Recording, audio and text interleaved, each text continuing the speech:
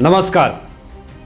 आज Bombay high court ने कंगना रनावत के ऊपर जो उनके ऑफिस को डिमोलिश कर दिया गया था बीएमसी के द्वारा, आज उस पर बहुत बड़ी फैसला आ जाई है। और फैसला में क्या बताया है बॉम्बे हाई कोर्ट ने कि बीएमसी ने जो तोड़फोड़ की है वो बिल्कुल अवैध, पूरी तरह से इलीगल बताई है बॉम्बे हाई कोर्ट ने। बॉम्बे हाई कोर्ट ने यहाँ तक ये भी कहा कि निजी दुश्मनी को लेकर के सरकार ने एक गलत तरीके से उनके ऊपर हमला करने की कोशिश की। जिस वक्त कंगना रनावत के ऑफिस को तोड़ा गया था उस वक्त कंगना रनावत जी ने साफ कहा था कि मेरे साथ गलत हो रहा है।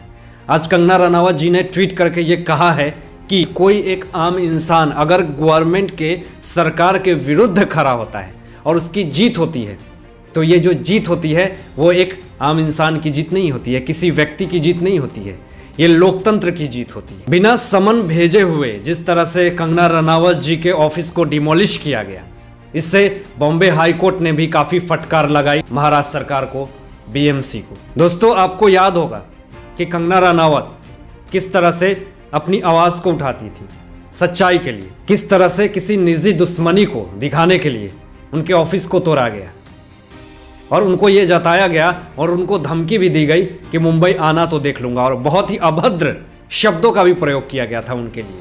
लेकिन उन सारे चीज़ों को त्याग करके उन्होंने कभी ये नहीं सोचा कि मेरे साथ क्या हो रहा है और हमारे साथ क्या हो सकता है।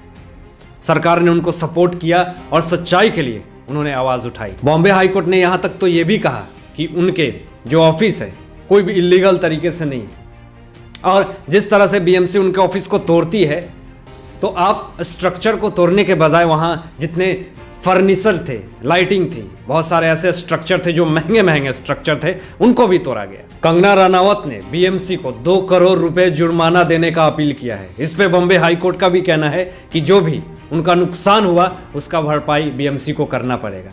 इसके लिए फिर से शिवसेना की बोलती बंद है। अपनी निजी दुश्मनी को निकालने के लिए सरकार के पावर का क्या गलत उपयोग करना चाहिए। शायद आपको अगर याद हो तो मैं आपको बता दूं कि कंगना रनावत जी आए दिन बॉलीवुड इंडस्ट्री को एक्सपोज करती हैं। वहाँ में जितनी सारी गंदगी है, बुराइयां हैं, बहुत सारे ऐसे शब्द का प्रयोग करती हैं बॉलीवुड इंडस्ट्री के लिए, और आए दिन उसको एक्सपोज करती हैं। बॉलीवुड को गटरवुड का भी नाम उन्होंने दे रखा है। और ऐसा नहीं कि सिर्फ कंगना रनावत ने पूरे बॉलीवुड इंडस्ट्री को गलत कहा, जो बॉलीवुड इंडस्ट्री में गलत है उनको उन्होंने ब्लेम करा।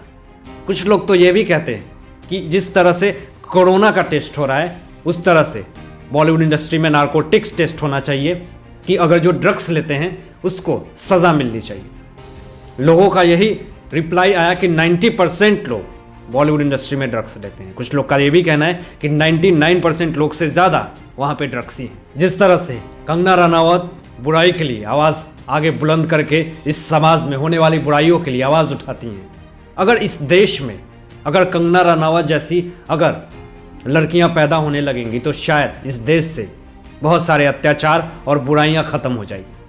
अगर इस देश में बुराइयां होती हैं तो अगर उसके लिए अगर हमें आवाज़ उठानी पड़े और उसके लिए अगर आप अपनी आवाज़ को बुलंद करेंगे तो शायद इस देश से जो बुराइयां हैं, कुरीति हैं, कूटनीति है, जो अभद्रता इस देश में हो रही है, शायद वो सारी चीज़ें कम हो जाएं। कंगना रनावत जी एक मिसाल है उन सब के लिए जो ये सोचती हैं कि मैं एक लड़की हूँ, मुझसे कुछ नहीं होगा। किस तरह से बीएमसी मुंबई पहुँचती भी नहीं है कंगना रनावत और उनके ऑफिस को डिमोलिश कर दिया जाता है। तो आज बीएमसी क्यों सामने आकर के ये नहीं माफ़ी का याचिका क्यों नहीं दर्ज करती है कि हमसे गलती हो गई? कंगना रनावत जी से क्यों नहीं माफ़ी मांग रही है बीएमसी? बहुत सारे ऐसे सवाल हैं जिसका जवाब पूरे देश की जनता जानना चाहती है। आज बीएमसी सामने आकर के क्यों नहीं ये कह रही है कि जो हमने स्टेप उठाया था वो किसी के कहने पे उठाया था?